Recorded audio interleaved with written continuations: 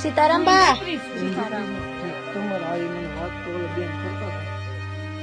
શું નામ છે બા તમારું? રામબેન. રામબેન. દાદાનું નામ શું છે? કાળુભાઈ. અટ ભાસ્કર. આ કેદું ના અહીંયા રહેવો છો તમે? કેદું ના આવે તેદું ના બાપા.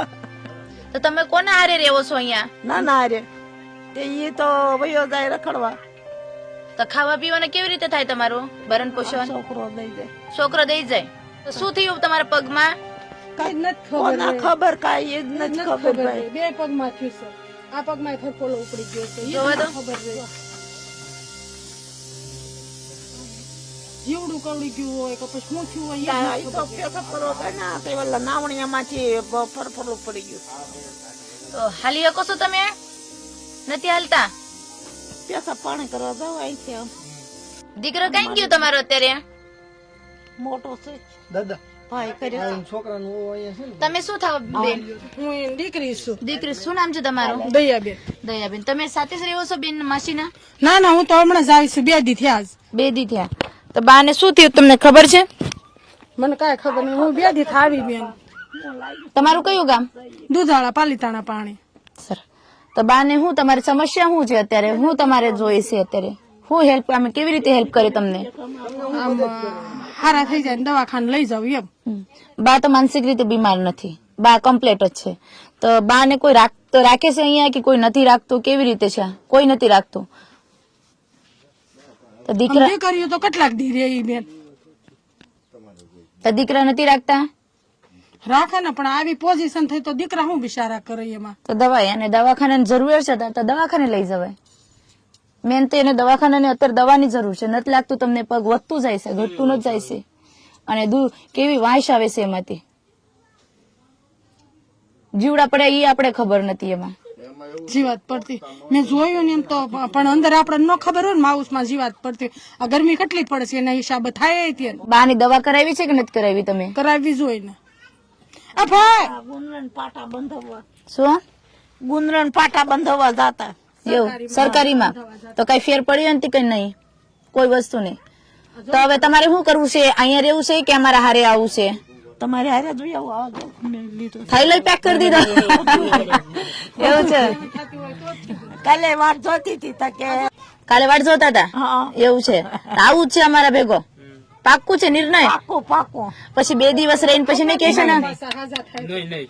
જવું છે માં જવું છે. કેમ કરું બા તમારે આવું છે?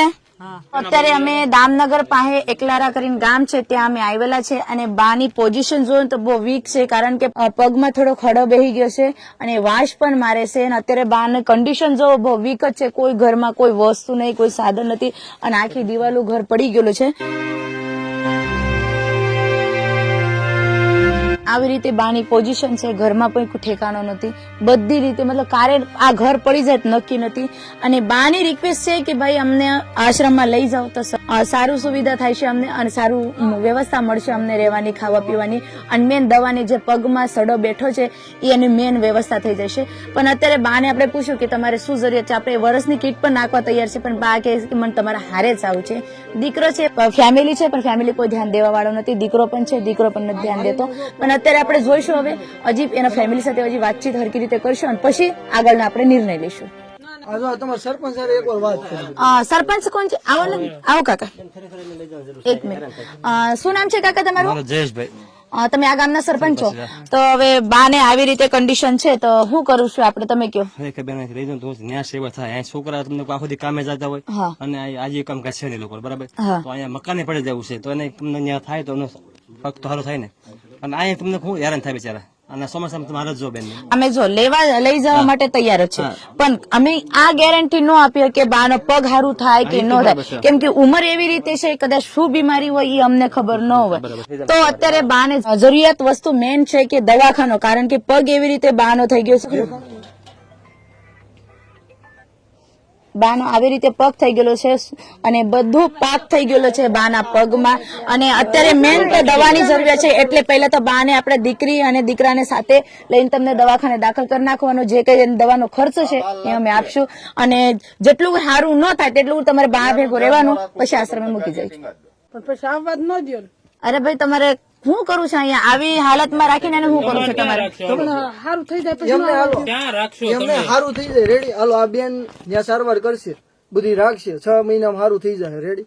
પછી આમાં આ મકાનમાં કેવી રીતના આવશે? તો મકાન બની દો. તો મકાનની સુવિધા છે. હાલો આ મકાન આ વરસાદમાં નથી ક્યાં એમ ને, એટલે જ બેન ને બોલાવ્યા. આ પેલા વરસાદે મકાન નીચે આવી જાય મારી ક્યાં રહે આમાં ક્યાં રહે જો ત્યાં સુખી છે, સારા મારી વ્યવસ્થા છે બધી ત્યાં.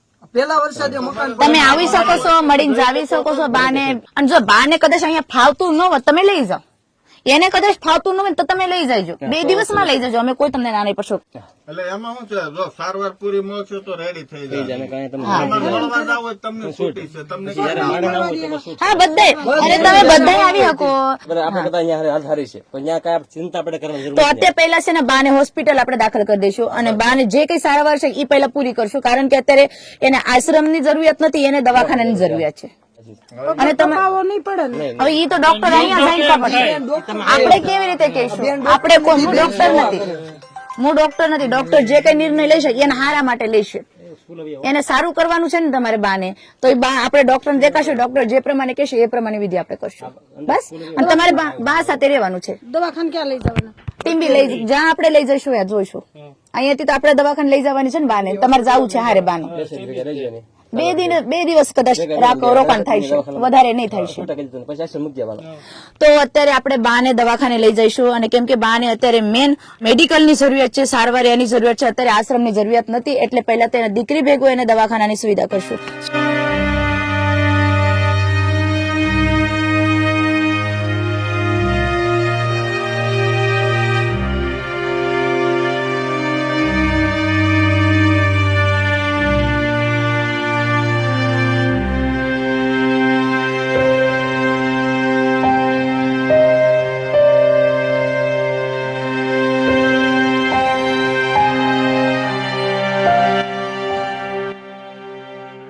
અમરેલી જિલ્લાના એકલારા ગામ છે, જે દામનગર પાસે આવેલું છે. સુજીતભાઈ આપણે કોન્ટેક્ટ કર્યો હતો કે ભાઈ આવી રીતે આ બહાર હેરાન થાય છે તો તમે લઈ જાવ તો સારું. શું કહેશો સુજીતભાઈ, તમને કેવી રીતે આ ખબર પડી છે? અમારા ભાઈ આ નિલેશભાઈ એક સેવકીય કાર્ય કરી રહ્યા છે, તો એનો કોલ આવ્યો. જોકે મેં 10-15 દિવસ એની બધી પ્રોસેસ જાણી, શું છે શું નહીં, આપણે એના દીકરા છે તો એને સાચવે છે નથી સાચવે, બધી આપણે જાણકારી લઈ અને પછી સંગીતાબેન ને મેં કોલ કર્યો, એટલે તરત કોલ બેક કરીને તરત અહીંયા આપણે મારા કોલ થી ઘણી વાર સંગીતાબેન તરત હાજર થઈ જાય છે. એમનો હું દિલથી આભાર માનું છું, કે કારણ કે કોઈ બી લોકો હેરાન થતા હોય તો સંગીતાબેન ડાયરેક્ટ હાજર થઈ જાય, ઓન ધ સ્પોટ એનું કામ છે. તો તમારી આજુબાજુમાં કોઈ એવો પરિવાર હોય તો અવશ્ય સંગીતાબેન લાઠિયાનો કોન્ટેક્ટ કરજો. એમના પુત્ર પાસે જાણવા મળ્યું કે બાને ડાયાબિટીસ છે, એટલે પગમાં ગેંગ્રીન જેવી પ્રોબ્લેમ હોઈ શકે, કારણ કે એટલું સ્મેલ આવતું હોય. આપણે ઘણી વખત આવા, હું મેડિકલ સ્ટોર જ રહું એટલે આવા કિસ્સા જોતો હોય તો એના ઉપરથી એવું લાગે છે. પણ એક વાત તમને કહેવા માંગીએ કે ખરેખર ખૂબ જોરદાર કામ તમે કરો છો, કારણ કે મેં તો તમારા ઘણા રેસ્ક્યુ જોયા છે. થઈ શકે ન થઈ શકે એવા કાર્ય તમે કરતા હોય તો હું તો આખા ગામ વતી તમને અભિનંદન પાઠવું. બસ થેન્ક યુ સો મચ. આવી રીતે સાથ સપોર્ટ આપતા રહેજો. અને તમને આ કેવી રીતે ખબર પડી કે બાને આવી જરૂરિયાત લાગે છે? હું અત્યારે સોશિયલ મીડિયામાં આપણે જે કઈ આવો ગરીબ લોકો હોય એને હું રાશન કીટ કરિયાણું પહોંચાડવાનું વ્યવસ્થા કરું છું. ઓકે. એટલે આ ટાઈમે હું અહીંયા બાજુના ગામ ગુંદરણમાં નોકરી કરું છું, એટલે મને મારા સાથી છે અહીંયા કાંતિભાઈ ભાસ્કર, એને મને સમાચાર આપ્યા કે અમારા એક માળી છે અહીંયા વાસમાં, તો એમને આવી રીતના પ્રોબ્લેમ છે. એટલે હું કરિયાણું દેવા માટેથી હું પેલા ત્યાં જોવા જાઉં કે પરિસ્થિતિ કેવી છે. પરિસ્થિતિ બહુ વીક લાગી, એટલે મારી પાસે એવો કોઈ સપોર્ટ નથી, એટલે મેં ડાયરેક્ટ ઓન ધ સ્પોટ અહીંયા વિડીયો કોલ કરીને ડાયરેક્ટ સુજીતભાઈ ને ફોન કરીને દેખાડ્યું હતું. સુજીતભાઈએ કીધું કે 1 થી 2 દિવસમાં સંગીતાબેન નો કોન્ટેક્ટ કરી અને તમને વ્યવસ્થા માડીને કરાવીને, કારણ કે માડીનું મકાન એટલું જર્જરિત હાલતમાં છે, પહેલા વરસાદે પડી જાય.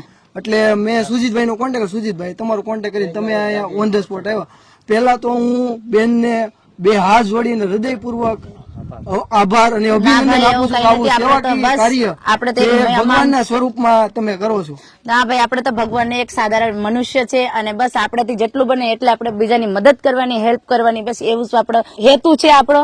બસ આવી રીતે તમે પણ સાથ સપોર્ટ આપતા રહેજો. પોઝિશન જોઈ લો આ ઘરની, બહુ વીક છે. કાર્ય ઘર પડી જાય નક્કી નથી અને કોઈ પણ એવી સુવિધા પણ નથી બા પાસે કે બા એકલા રહી શકે, કેમ કે આવી રીતે બાની ઉંમર પણ થઈ ગયેલી છે અને દીકરાએ કીધું કે ભાઈ એને ડાયાબિટીસ છે એટલે આપણે પહેલા દવાખાના કરશું ને પછી આપણે જે કઈ આશ્રમનો છે એ પછી આશ્રમનો આપણે કરશું. અને અમારાથી જેટલે બને એટલે અમે બાની મદદ પણ કરશું ને જેટલું ગુરુ બાને પણ અમારા આશ્રમમાં રહેવું હોય તેટલું ગુરુ રહી શકે, તે પ્રેમથી રહી શકે છે. અમારાથી જેટલી બને આપણે બધા મળીને આપણે મદદ કરશું બાને. તો અત્યારે આપણે ટીમ્બી હોસ્પિટલમાં લઈ જઈશું, જે કઈ ખર્ચ હોય તે આપણે દઈ દઈશું. 108 ને ફોન કરો. બાની જેટલી બને એટલે આપણે જેટલી દવાખાનામાં જરૂર છે એટલી આપણે બધી મદદ કરશું બાને. બેન, તમારી સેવા તો ખરેખર આ દીકરાને કરતા છે ઘરના. બહુ સરસ સેવા છે, નથી બોલાય. રોવા માંડ્યા છે સરપંચ સાહેબ, એવું કઈ નથી. બસ આવી રીતે તમે જે બા દાદાની મેન સેવા કરો છો કે ભાઈ આવી રીતે બા દુઃખી થાય છે ને તમે અમને કોન્ટેક્ટ કરો છો, એ મોટું તમારી સેવાનું કામ છે.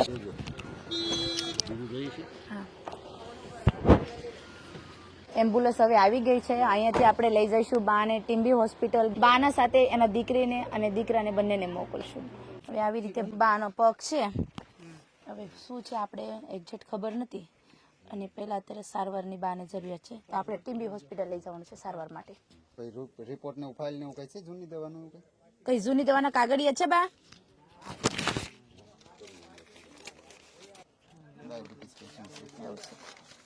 દાદી કઈ ત્યાં વાગ્યું હતું પેલા કે એમ જ પાક્યો છે કઈ ખબર નથી. ઓકે. અને એમાં બાને છે ડાયાબિટીસ, એટલે અત્યારે બાને આપણે લઈ જઈશું દવાખાને. જે ટીમ્બી હોસ્પિટલમાં જે કઈ સારવાર થાય એનું આપણે ખર્ચ આપી દઈશું. કા પ્રવીણ કાકા શું કહેશો? કેમ કે બાને અત્યારે તકલીફ દવાખાને મેન જરૂરિયાત દવાખાને લાગે છે. હા ભલે આપણે રહી એને પછી જેવી રીતે કરવું છે સારું થઈ જાય, પછી એના આશ્રમે આવવું તોય ભલે અને ઘરે જવું તોય ભલે, બધી રીતે એને છૂટ છે. આપણે કોઈ એને જબરદસ્તી નથી કે આપણે આશ્રમમાં મૂકશું. બસ અત્યારે હોસ્પિટલ લઈ, હા બસ હા ખાટલો લેવડાવો એને આવી જઈશું. ભૂઈ જાવ બા, દુખશે ખાટલા લઈ લેશે તમારા. અરે બા તકલીફ પડશે, રસીદ નીકળશે. અમે ખાટલા પછી મૂકી દઈશું. લઈ જાય અંદર મૂકી. ના અમને કોઈ તકલીફ નથી થતી, કોઈ તકલીફ નથી થતી બા. તમે હુઈ જાઓ શાંતિથી, બસ શાંતિથી હુઈ જાઓ. હાલો હુઈ જાઓ તમે. ઓલે એમ્બ્યુલન્સ આવી આપણા વાટે ન રે. હાલો હુઈ જાઓ તમે.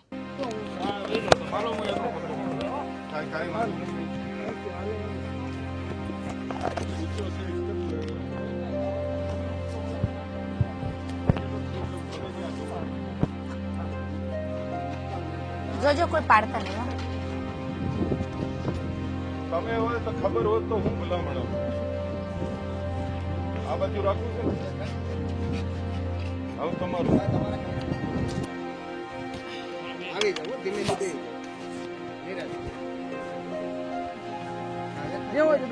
રાખો હાથ રાખો તો તારે નહીં પડવા દે. ન પડે ન પડે. પેલા બેસી જાવ.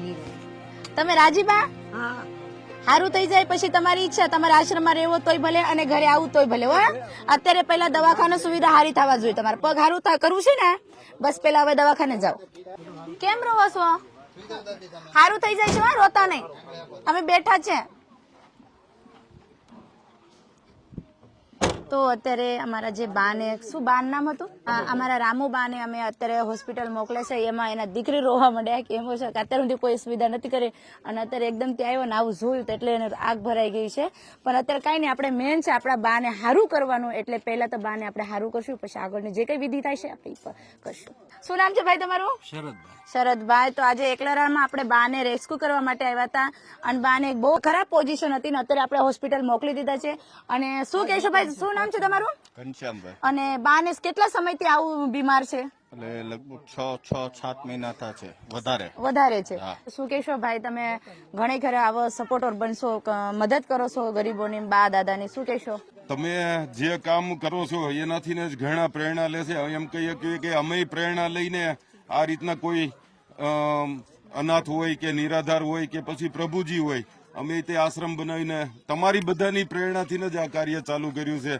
તો ખરેખર ઘણાયના પ્રેરણા સ્ત્રોત હશો આવા કાર્ય કરી. તમે ખરેખર ખૂબ સારું કામ કરો છો. અને પેલા પણ કીધું, અત્યારે કહું છું કે અમે તો લાખ સલામ કરીએ આવા કાર્યને, કે ઘણી વખત આપણે જોયું હોય કે સગા ઘરના નથી કરી શકતા એવા કાર્ય તમે કરતા હોય છે, તો આવાના કાર્ય કરવાની ભગવાન શક્તિ આપે એવી પ્રાર્થના. તમે પણ આવી રીતે સાથ સપોર્ટ આપતા રહેજો અને વધારે વિડીયોને શેર કરજો. જય હિન્દ.